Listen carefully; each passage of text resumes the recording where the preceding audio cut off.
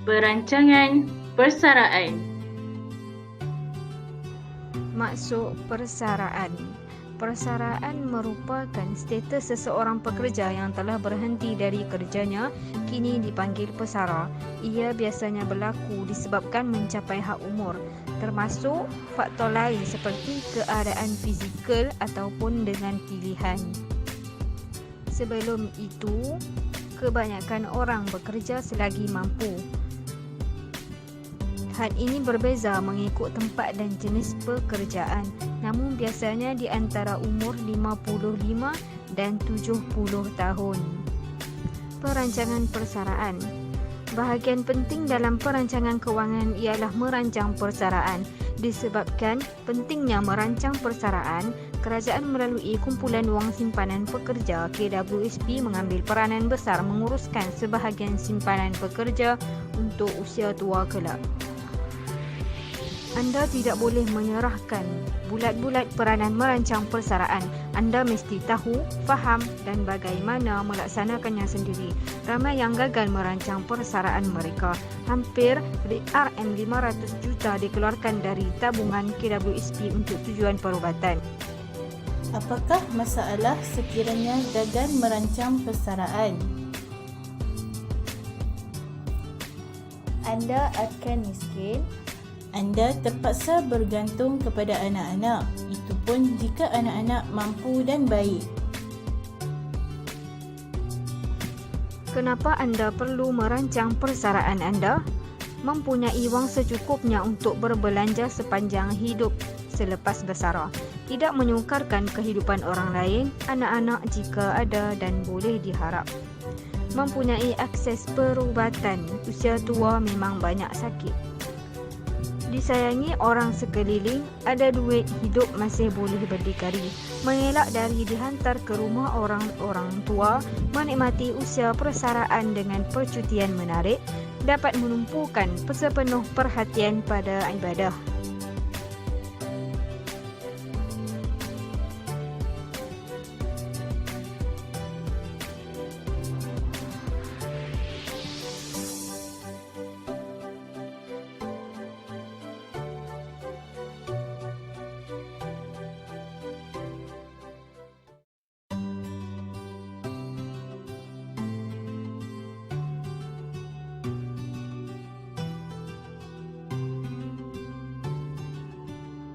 Langkah pertama, mengira tempoh sebelum bersara. Perkara pertama sekali, anda perlu tahu bila nak bersara.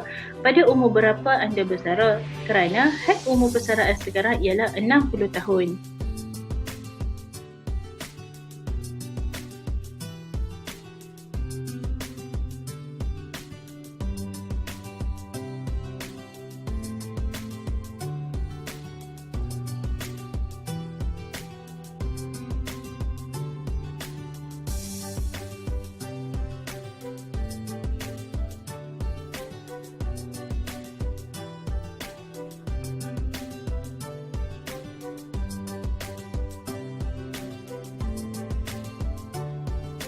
Langkah kedua, menentukan pendapatan setahun ketika bersara. Bayangkan anda telah bersara setahun, wang KWSP pun dah habis. Bagaimana anda ingin teruskan kehidupan esok harinya? Siapa yang nak tolong bayarkan makan minum esok hari? Jadi penting untuk anda mengetahui bajet ketika persaraan.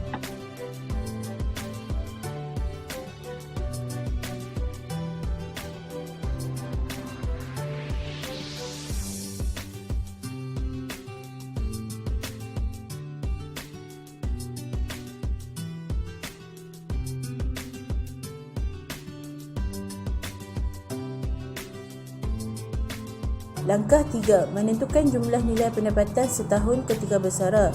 Inflasi menyusutkan nilai wang. Nilai RM1 hari ini lebih mahal dari RM1 tahun depan. Begitu juga dengan merancang persaraan. Nilai pendapatan yang anda anggarkan pada masa sekarang lebih bernilai berbanding ketika bersara nanti. Dengan mengandaikan kadar inflasi tahunan secara purata pada kadar 5% setahun, mari kita kira.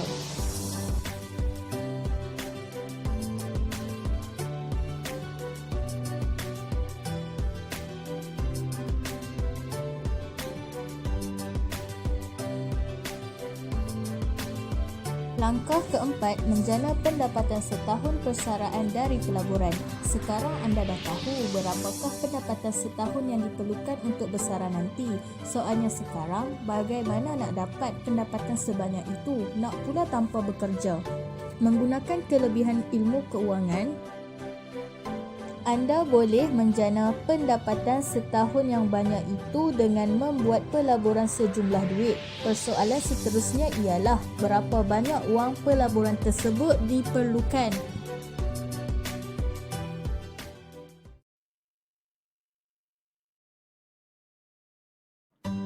Asas perancangan persaraan. Seperti dalam proses perancangan, anda patut tahu kedudukan anda sekarang. Berapa banyak simpanan dan aset yang anda ada sekarang? Berapakah pendapatan bulanan anda? Berapa peratus pendapatan anda untuk disucikan dengan zakat dan lain-lain sehingga pendapatan anda terhenti? Berapa peratusan pendapatan diagihkan kepada KWSP atau lain-lain pelan persaraan? Berapa banyakkah pulangan yang dikehendaki daripada pelaburan anda? Berapa tahun lagi yang anda boleh menjana pendapatan sebelum bersara?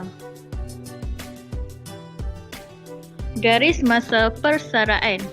Bukalah akaun KWSP pada hari pertama anda bekerja. Untuk setiap peningkatan umur anda, tambahlah tabungan dalam tabung persaraan peribadi dalam peratusan tertentu daripada pendapatan anda setiap tahun. Kenal pasti dan masukkan sebahagian daripada setiap kenaikan atau bonus tahunan anda ke dalam tabung persaraan anda. Apabila anda membuat simpanan untuk persaraan, kaji portfolio pelaburan untuk persaraan setiap tahun untuk memastikan wang anda bertambah mengikut rancangan persaraan anda.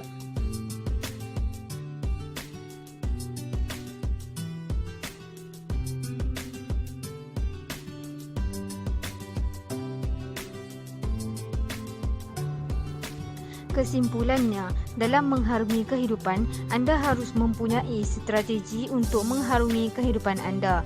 Merancang seperti merancang kerjaya anda kerana ianya penting supaya anda dapat menjana pendapatan. Penting bagi anda untuk membayar balik pinjaman pelajaran dan membayar cukai pendapatan. Kemampuan merupakan faktor penting semasa membeli kereta. Terdapat lain-lain kos yang terlibat dalam pemilikan kereta, bukan hanya setakat bayaran ansur. Membeli rumah merupakan keputusan kewangan yang paling besar. Pertimbangan tentang kebaikan dan keburukan membeli rumah berbanding menyewa rumah.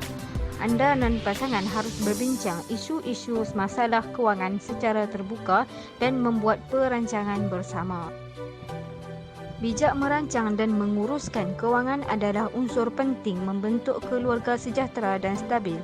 Hatta Al-Quran sendiri menegaskan tentang pentingnya perancangan sebelum menghadapi atau melakukan sesuatu. Perlu bijak dalam menguruskan kehidupan agar tidak susah di kemudian hari.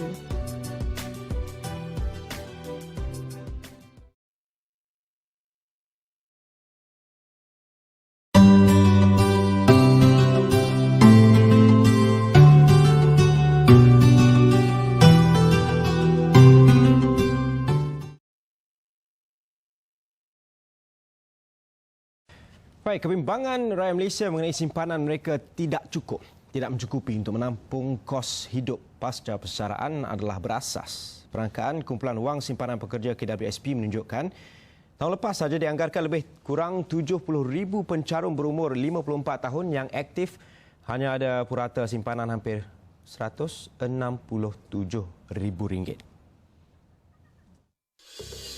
Jumlah itu berbeza daripada simpanan minimum yang disarankan, iaitu lebih RM196,000.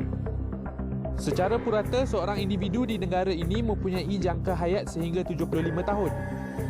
Oleh itu, apabila bersara pada umur 60 pada kebiasaannya, seorang individu perlu hidup hanya dengan RM927 sebulan.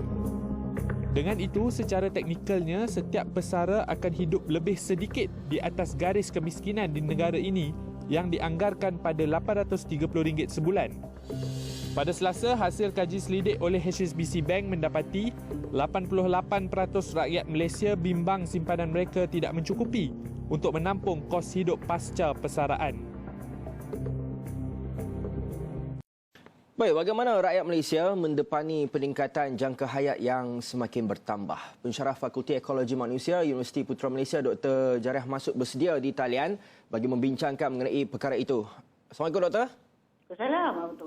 Baik, Doktor. Dengan jangka hayat lelaki di negara kita ini, Malaysia, yang diunjurkan nampaknya semakin meningkat kepada 74.4 tahun pada tahun 2025.